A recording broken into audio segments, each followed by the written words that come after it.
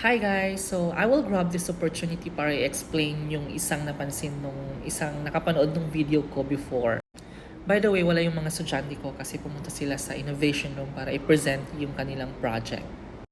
So, yung isang nag-comment, napansin niya na magkakaparehas ng bag yung mga anak ko. Yes po. To answer your question, yes po. So, ayun nga, biglang dumating yung mga estudyante ko. Kasi may nangyari daw na hindi maganda dun sa project nila. So, inaayos nila ngayon. Nahiya tuloy akong mag-video. Pakita ko na lang sa inyo. Yes, magkakaparehas sila ng bag. Magkakaparehas din sila ng sapatos. Magkakaparehas sila ng ayos ng buhok yung mga babae. Dapat naka-braid sila ng dalawa pagpasok. Kasi chinecheck na yan sa baba bago sila makaakyat dito sa room. Magkakaparehas din sila ng bow.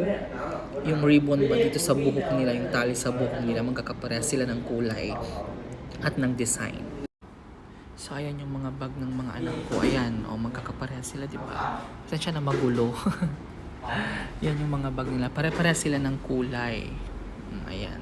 And then, pare-parehas din sila ng sapatos. Ito yung sapatos ng mga babae. Ayan, sapatos ng mga babae. And then, sapatos naman ng mga lalaki. Ayan, sa pare-parehas sila. So, yun lang.